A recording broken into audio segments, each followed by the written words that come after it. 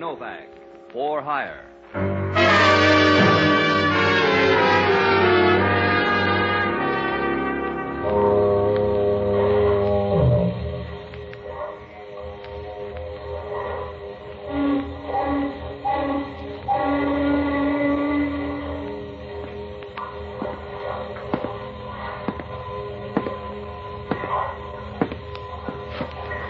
Sure.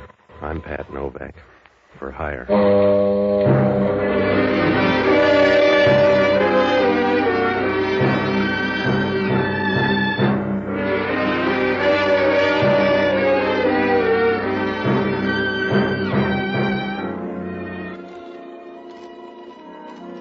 That's what the sign out in front of my office says.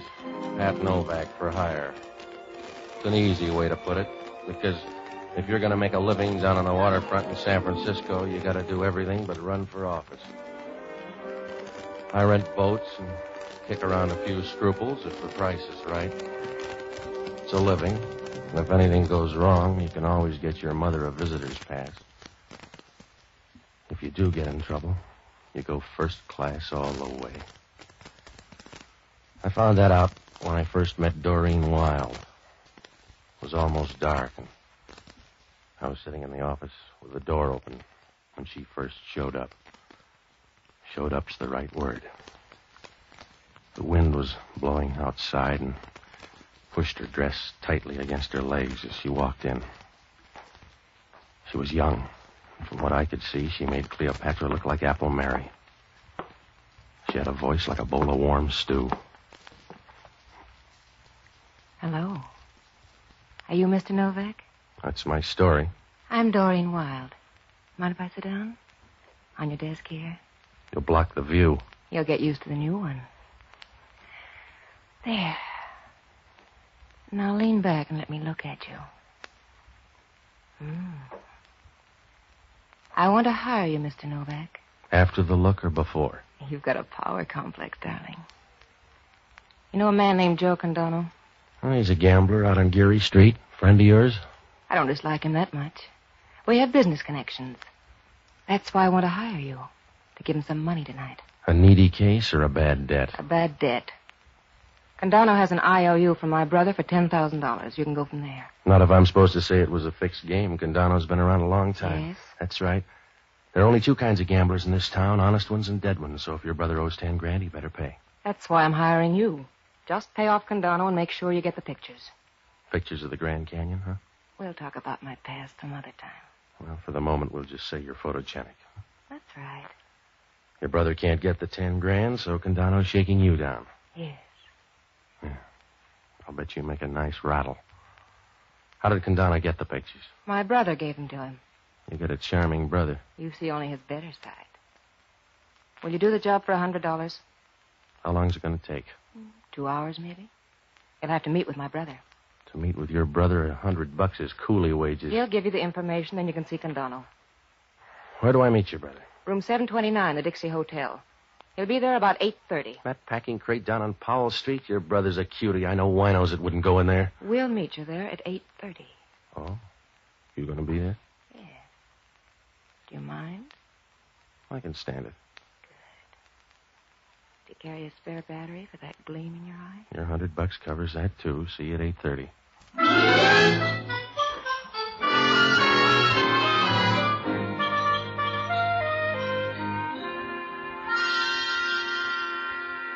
She smiled at me, and I felt like a guy that just found an oil well in the basement. Well, there were a lot of things about the deal I didn't like, but she kind of made you forget. I kept remembering her as she walked out of there with a slow, easy gait. She had knee action that'd make a Nash jealous. Well, I hit the Dixie Hotel about 8:25. It was the kind of a hotel that has a 4 a.m. checkout rule. There were 2 or 3 guys sitting around reading tip sheets, and over in the corner, a couple of well-upholstered gals were talking about recipes, I guess. The desk clerk was the worst of the lot. He looked like a guy that might have been expelled from Alcatraz. Nobody looked up as I walked through. When I got to 729, I knocked. There was no answer, so I opened the door and walked in.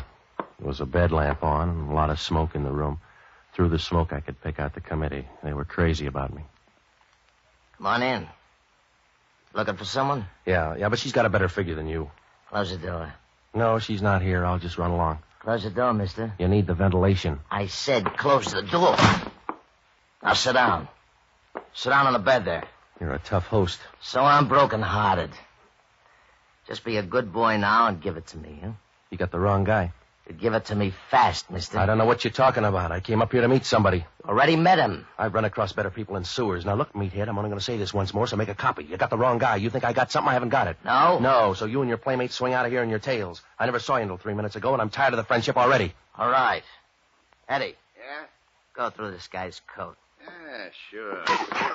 Now, wash your hands, Junior, and then put them in your own pockets. Oh. You got a favorite profile, fella? Because I'm going to put this gun on one side. Take your choice. Grab him, hold him up.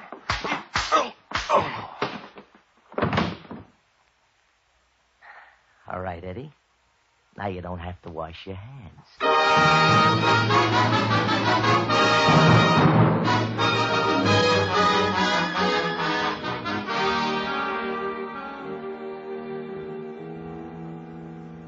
I woke up with a head the size of Rhode Island. I rolled over and tried to get up, but I was about as strong as a moth in a wind tunnel. The room was dark, and I couldn't see very well. It was a stale, musty odor. Could have been a marathon dancer's dressing room, with a little fixing up, the sort of place you wouldn't be found dead in. There was a guy lying next to me who didn't feel that way about it. One look at the guy, and I could see he was dead from the crew cut down. Somebody wrapped a towel around his throat and forgot to say when. I should have got out of there right then, but I used my brain like a bottle of medicine, a small dose every 3 hours. I stood there, looking down at him, and felt like a guy that's just rolled a 7 the second time out. A small chunk of light squeezed through the door, and I could see particles of dust settling on his face. He was lying there, straight and white-faced, with a little bit of scowl, as if he didn't like the idea. I went through his wallet and found a few bucks and some identification. Enough to prove he was Frank Wilde, Doreen's brother. Oh, it looked nice and clear. They'd done everything but pin the IOU on his shirt. Well, I couldn't wait around because when Homicide got there, I was going to be as popular as a can of salmon on Friday. Homicide meant Inspector Hellman, a guy that couldn't even make the Vice Squad. We were as close as a piccolo and a bass trombone. I got to thinking about him and decided to get out of there. It was a good idea 5 minutes ago.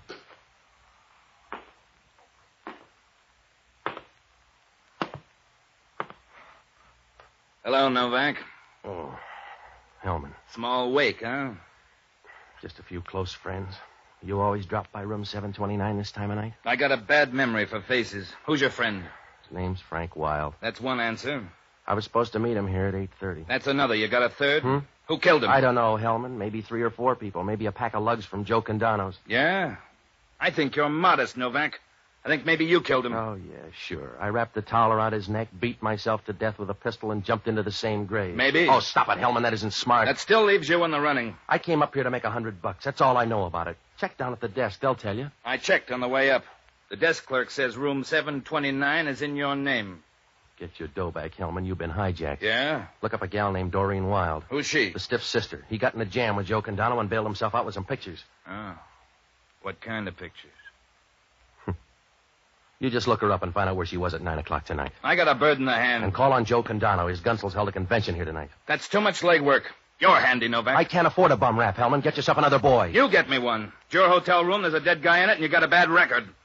I can make that add up for the DA. You can't add a pair of zeros without crib notes, Hellman. I can try hard, and I'll be all through in 24 hours. That's how long you got, Novak.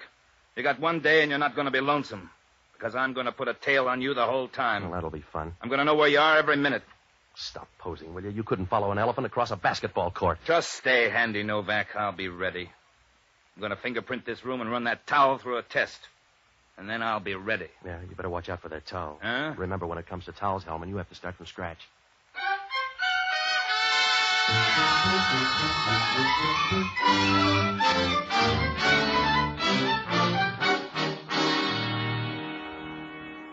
Well, when I left, Hellman was smiling like an Academy Award winner. I didn't blame him, because from my side of the road, things looked rough. From here in, he could play a pat hand and come out all right. There were only two other people, Joe Condano and that girl. I was real worried, so I looked up the only honest guy I know, an ex-doctor and a boozer by the name of Jocko Madigan. Well, he was all right for a guy who tries to drink all the whiskey in the world every night, only some night he's going to make it. I finally found him at the Bellevue Hotel, holed up in the hunt room. He was getting the most he could out of a bottle, old whiskey and young ideas. It was 10 o'clock, and he was carrying a bigger load than the Berlin airlift. Oh-ho! A drink for Mr. Novak, and one for me. I'll have to catch up. Skip me. You busy, Jocko? I'm deep in the labor of love. What happened to your face? I got a better offer. I'm in a jam, Jocko. You got to help me. You're always in a jam. You're the eternal patsy. Also, you're my solitary reason for going on. Forget it, Jocko. Well, you're the last project Providence has allowed me. An hors d'oeuvre that fate has thrown me to nibble on. I'm your conscience, you know. Yeah, all right, all right. You have no conscience of your own. Oh, you have fleeting moments of fright which you confuse as moral sense, but no conscience. All right, let's get off the platform, shall we? I need help, quick. What kind of jam? A big one? Yeah. I woke up about an hour ago holding hands with a dead man. Where? Room 729 at the Dixie Hotel. I hope you changed rooms. Hellman walked in and found me praying for the dead. He's got an idea I did it. A shrewd policeman. That was the second feature. We opened with a pistol whipping by Joe Condano's gunsels. Oh, you gotta help me. Would a drink help? Hellman's got a guy tailing me. I gotta go slow, Jocko. I want you to hit Condano's place and pick up every scrap of dope, will you? Oh, I'd look out of place in a gambling joint. There's a bar. Tour the joint and find out when the boys got back, huh? Where do you plan to be? Hiding under a rose bush? I'm going up to see a girl. She's the dead guy's sister. Are you going up to extend sympathy? She's mixed up, too. Condano's holding some blackmail pictures. Let's reverse the assignment. Now, look, you see Condano. I'll tag by Doreen Wiles' place. Huh? She must be Harry Wilde's daughter. Who's he? The money crowd, to use a low term. What's he like? A retired octopus. After he got sick of chasing cigarette girls, he settled down to be a social worker. Yeah? Now he's like all social workers. A guy who's embarrassed because he wasn't born poor. And for years, he's been annoying the poor by trying to help them. Hit Condano's place. Now, if you hit anything good, phone me at her apartment. And keep out of trouble. Well, I'd say the same to you if it weren't futile. Good night, lover.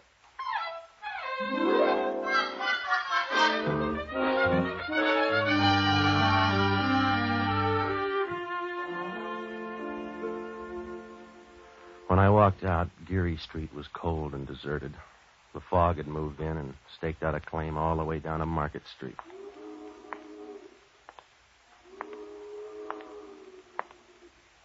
There were two Marines across the street arguing, so I didn't hear it at first. When I got out of range, I began to hear the footsteps behind me. I stopped once, and the footsteps broke off. I walked on a few yards, and the footsteps were right behind me. They had a familiar ring, and I was sure it was either Hellman or a water buffalo. When I stopped and waited, Hellman walked up. You're out late, Novak. What happened to that tail? Did he ask for more dough? I put our best man on it. Where are you going? Well, now, I'll bet you get some real good answers on that question. Where you going, smart boy? Doreen Wiles' apartment. Yeah, why? To find out where she was at 9 o'clock tonight? It won't do you any good. Why? Coroner's report. The guy got knocked off about 7 o'clock tonight. Well, he took a long time dying. That towel was a joke. If he wasn't strangled, he would have been red-faced. He wasn't. Oh, well, now, let me guess, Hellman. He died of lingering malaria. Yeah, he was poisoned. That means he was dead when you brought him in. Oh, that changes things, doesn't it? A little. Don't let me keep you, Novak. I'm busy anyway. Yeah? Yeah. Checking your alibi for 7 o'clock.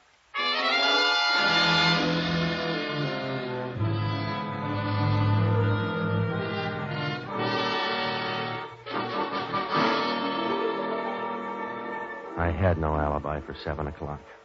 That was right after the girl left my office. Oh, I might be able to dig up a witness, but I wasn't sure. It's like asking a horse if he's going to win the Derby. Well, the questions were piling up, so I dropped by Doreen Wiles' apartment. I began to wonder. It was right next door to Condano's place. When she opened the door, I found out what the right kind of breakfast food will do. She was wearing a slack suit without much slack, and she was swaying slightly in a warm, slow way. Well, if there was any rhythm there, it's the kind you hear 1,000 miles down the Amazon. And when she said hello, you knew it was all chemistry.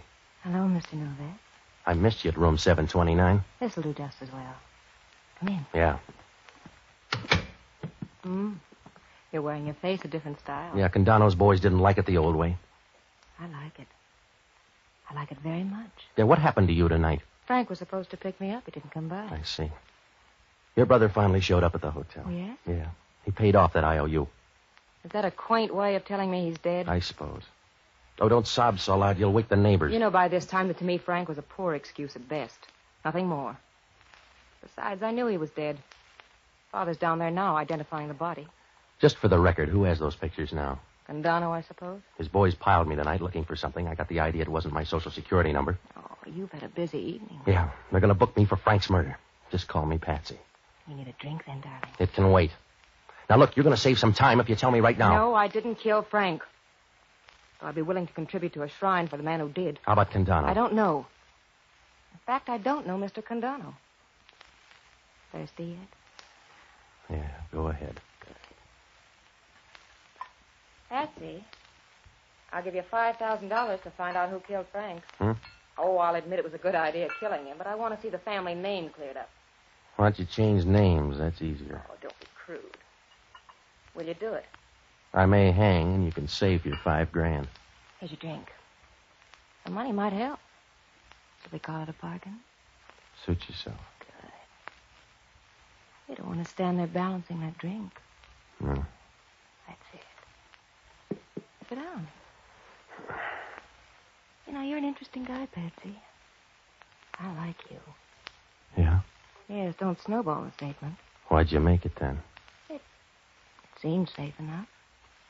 You sure? You're a little close, Patsy. Are you sure? At this point, I don't care. Come here, baby.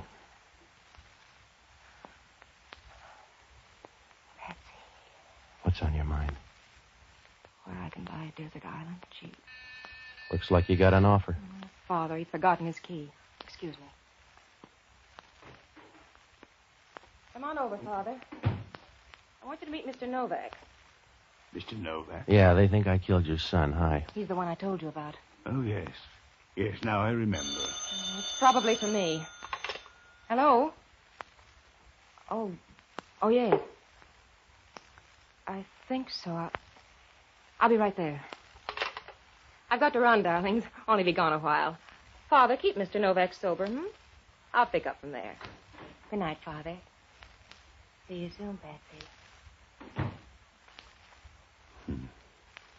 A remarkable girl. She's active, too. Does she always sail out for a night camp? A remarkable girl. More so than Frank? Yes, I'm afraid so. You seem to like him better dead. Well, at least he's more harmless that way. But perhaps that sounds unbecoming of a father. Well, if he looks better that way, suit yourself. Well, I've never made any attempt to camouflage my feelings. I'm fond of my daughter. And my son, I've loathed. In a casual way. He's a mishap of nature which for years I've been content to blame on his mother. This matter of the gambling debt's a case in point. You know about that? Oh, yes. Plus Doreen's liberal contribution to the problem. By the way, Mr. Novak, who did kill him? I thought maybe you did. No. I'm not a doer.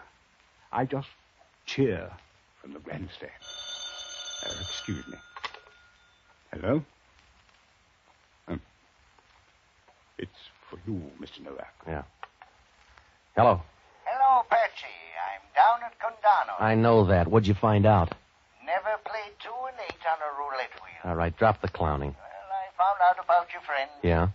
They came in about 10 o'clock, so that puts them right in line. No, not anymore. The guy got knocked off at 7 o'clock. Oh, impatient, wasn't he? In that case, you better start looking for a tie-up between the girl and Condano. Not a chance. No? She doesn't even know Condano. She makes friends very quickly then because she just walked into his office.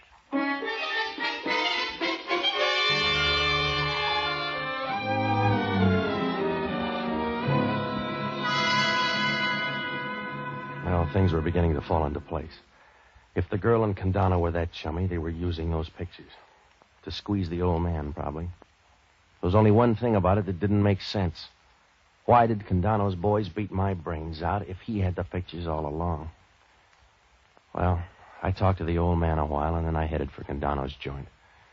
They were closed when I got there, so I went home to bed. Oh, I'd have given a good price if tomorrow never rolled around. But the sun was eating through the haze the next morning when I walked into Condano's place. A sad old biddy with a mop told me Condano was in his office, so I knocked on the door. Yeah? Hello, Condano. I'm the guy your boys pistol whipped. Novak? Come on in. I wouldn't worry. Maybe you'll heal handsome. Thanks. I'm sorry about that, Novak. I'll bet you are. Well, that's the way you'll get it. It won't come engraved. If I say I'm sorry, I'm sorry. Oh, you're full of tears. You going to shed one when they send me up on a bum murder rap? No, I'll buy you a handkerchief, though. If you got the time, you might tell me what Doreen Wilde was doing in here last night. What do you care? Maybe we're in love. And maybe you're putting the screws on old man Wilde. Hello? Yeah. Did you tell anybody you were coming here? No, just a birdie. It's for you. Yeah. Hello, Jocko. When? Well, from where I'm sitting, it doesn't make sense. Oh, of course not. Yeah, I'll let you know. Well, how you feeling, Condano? Get to the point, Novak. They found a dead guy out in the marina this morning. He was shot and banged up badly, but they identified him. What's that to me? Nothing, except they identified him as Joe Condano. Confused? No. It was a guy named Eddie Darrow. Friend of yours? Yeah. Yeah, I guess he was. What does that prove? It proves lots, Novak. It proves unless you find her in a cemetery, never trust a woman.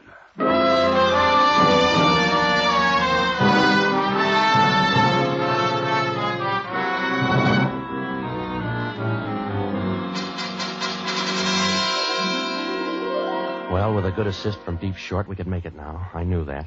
Condano was mad about something, and the lid was going to blow. I called Hellman. His lid was gone 10 minutes ago. He had the murder gun, and it belonged to old man Wilde.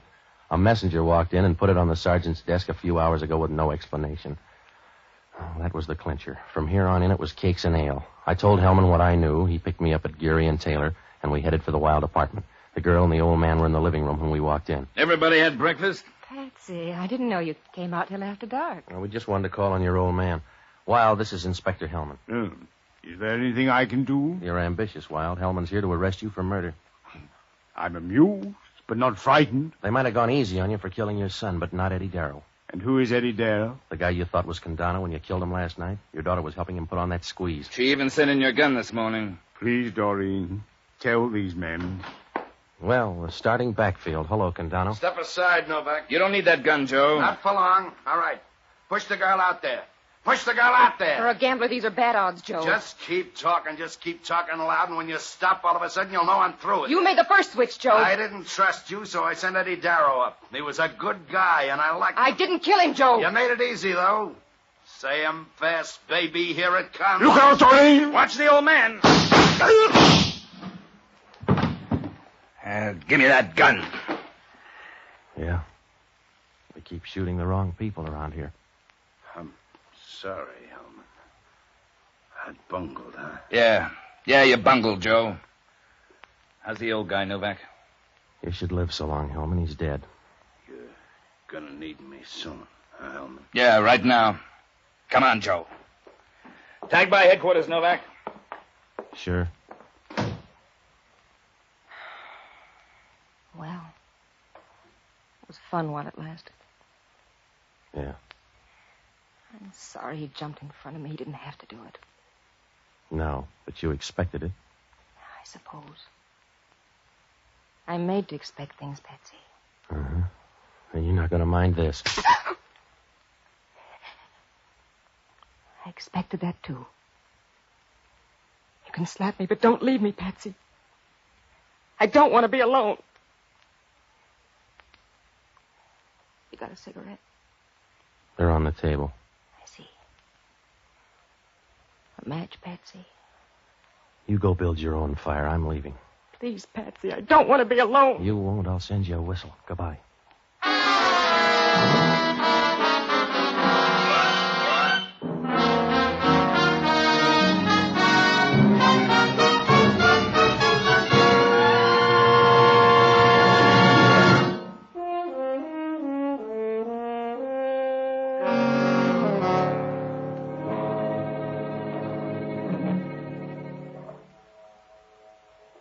it was a sweet double cross right from the start. Frank pitched the first curve. He stole the pictures from Condano's office the day of the payoff. He was going to wait for the dough from his sister and skip. In the meantime, the old man found out about it, killed the son, and left him in the hotel after Condano's boys had cleared out. Oh, it would have worked out all right, but Doreen found the pictures in the old man's room and guessed what happened. She gave him back to Condano and then made a deal with him to put a squeeze on the old man. And then she double-crossed Condano by tipping off the old man that Condano was on his way up. I guess he figured the girl for a fast play and sent a pal instead. The old man didn't know the difference. He really thought he killed Condano. And then the girl wrapped it up by sending his gun to headquarters. Well, if things had gone right, she'd have been right in the middle of that gravy boat. Her brother and Condano would be dead. Her father would be up on a murder rap. Once it started to unravel, it moved real fast. The first tip-off I got was when she offered the dough for her brother's killer. She'd have all that dough, and on the books she'd look like a field of Vermont snow. She was feeling around between somebody's shoulder blades, and from then on, all the cards fell just right. Condano was probably right. If they're not in the cemetery, watch out. Well, Hellman had only one question. Why would a guy want to kill off a dame like that? After I saw the pictures, I wondered myself.